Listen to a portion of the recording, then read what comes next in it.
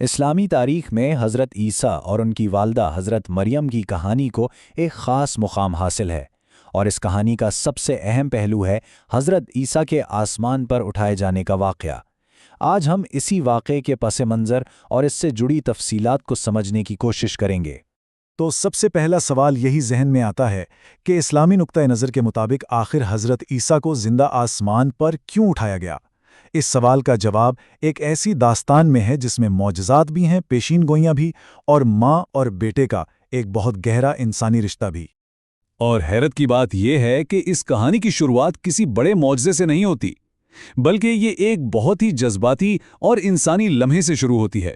یہ حضرت مریم اور ان کے بیٹے حضرت عیسیٰ کے درمیان آخری لمحات کی بات ہے۔ ذرا تصور کریں، ایک صحرائی علاقہ ہے جہاں حضرت مریم اپنے بیٹے حضرت عیسیٰ کے ساتھ رہ رہی ہیں، اور ایک دن وہ اپنے بیٹے سے ایک بہت ہی سادہ سی ایک ماں والی خواہش کرتی ہیں کہ میرے لیے کچھ پھل لے آؤ۔ تو حضرت عیسیٰ اپنی والدہ کی یہ خواہش پوری کرنے کے لیے نکل پڑتے ہیں، لیکن ان کے جانے کے بعد فرشتہ اجل یعنی حضرت عزرائیل حضرت مریم کے پاس آ پہنچتے ہیں۔ جب انہیں پتہ چلتا ہے کہ ان کا آخری وقت آ گیا ہے تو وہ صرف ایک التجا کرتی ہیں کہ مجھے بس اتنی مہلت دے دو کہ اپنے بیٹے کو آخری بار دیکھ سکوں۔ لیکن اللہ کا حکم اٹل تھا، اور جب حضرت عیسیٰ پھل لے کر واپس آتے ہیں تو اپنی والدہ کو اس دنیا سے رخصت ہو چکا پاتے ہیں۔ سوچیں اس گہرے دکھ اور تنہائی کے عالم میں ان پر کیا بیتی ہوگی۔ لیکن ٹھیک اسی وقت ایک غیر معمولی واقعہ ہوتا ہے۔ روایت کے مطابق آسمان سے فرشتے ان کی والدہ کی تدفین میں مدد کے لیے اترتے ہیں، جو اس بات کا اشارہ تھا کہ یہ کوئی عام موت نہیں ہے۔ والدہ کے انتقال کا غم اپنی جگہ، لیکن اب حضرت عیسیٰ کی زندگی کا ایک بالکل نیا اور فیصلہ کن باب شروع ہونے والا تھا۔ اب انہیں ایک بہت بڑی الہی ذمہ داری سونپی جانی تھی۔ انہیں انجیل عطا کی گئی، ایک نئی الہی کتاب، اور اس کے ساتھ ایک واضح حکم کہ بنی اسرائیل تک اللہ کا نیا پیغام پہنچایا جائے۔ یہ صرف ایک کتاب نہیں تھی، یہ دراصل ایک نئے دور کا اعلان تھا۔ لیکن آپ جانتے ہیں، ہر بڑی تبدیلی کی مخالفت ضرور ہوتی ہے۔ تو جب حضرت عیسیٰ نے یہ نیا پیغام لوگوں کے سامنے رکھا تو اس وقت کے کچھ مذہبی رہنماؤں نے اسے اپنے بزرگوں کے دین کے لیے ایک خطرہ سمجھا، اور بات صرف اختلاف تک نہیں رہی بلکہ انہیں جان سے مارنے کی دھمکیاں تک دی جانے لگی۔ اس پیغام کے بعد معاشرہ واضح طور پر دو حصوں میں بٹ گیا۔ ایک طرف وہ لوگ تھے جو حضرت عیسیٰ پر ایمان لا رہے تھے، اور دوسری طرف وہ جو ان کی شدید مخالفت کر رہے تھے، اور یہ تقسیم معجزات اور نئی تعلیمات کے ساتھ ساتھ مزید گہری ہوتی چلی گئی۔ ان اختلافات میں سے ایک بہت اہم نقطہ عبادت کے دن کا تھا۔ صدیوں سے ہفتے کا دن مقدس مانا جاتا تھا، لیکن حضرت عیسیٰ کی نئی تعلیمات میں اتوار کو عبادت کا دن مقرر کیا گیا۔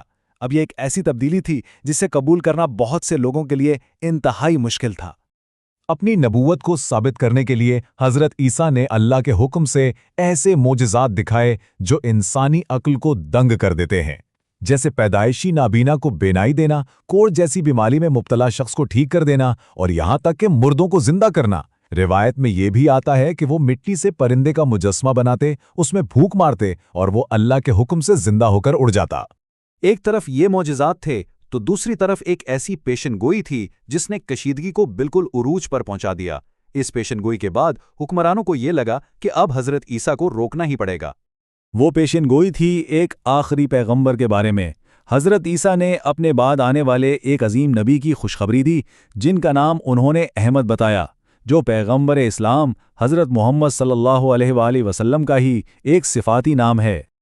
اور انہوں نے صرف پیشین گوئی ہی نہیں کی، بلکہ اس آنے والے نبی کے لیے جس قدر احترام اور محبت کا اظہار کیا وہ بھی بے مثال تھا۔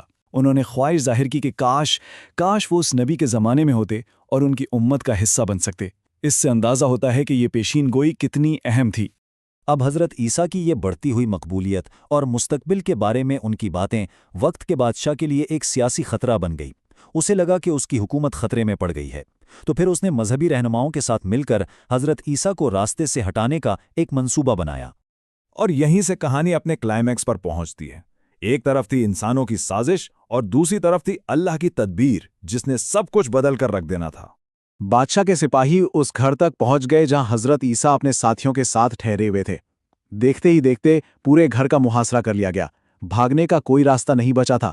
بظاہر تو سب کچھ ختم نظر آ رہا تھا۔ کیا یہ حضرت عیسیٰ کے مشن کا اختتام تھا؟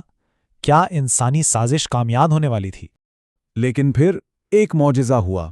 اسلامی روایت کے مطابق ٹھیک اسی وقت اللہ نے ایک فرشتہ بھیجا جس نے حضرت عیسیٰ کو جسم اور روح سمیت زندہ آسمان پر اٹھا لیا، اور ساتھ ہی ایک اور کام کیا۔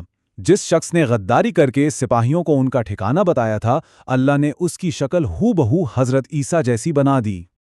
جب سپاہی گھر میں داخل ہوئے تو انہوں نے اسی غدار کو حضرت عیسیٰ سمجھ کر پکڑ لیا۔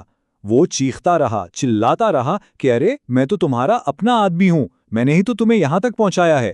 لیکن اس کی شکل بدل چکی تھی، کسی نے اس کی بات کا یقین نہیں کیا، اور یوں سازش کرنے والے خود اپنی ہی سازش کا شکار ہو گئے۔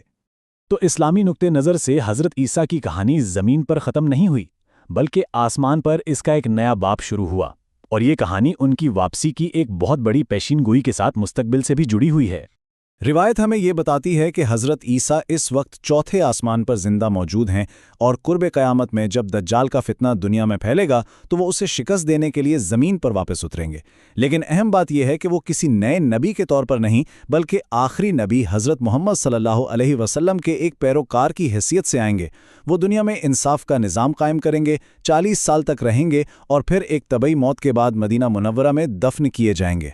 تو حضرت عیسیٰ کے آسمان پر اٹھائے جانے کا یہ واقعہ صرف ایک معجزہ نہیں ہے، بلکہ اسلامی عقیدے میں یہ مستقبل کی امید اور انصاف کی ایک بہت بڑی علامت ہے۔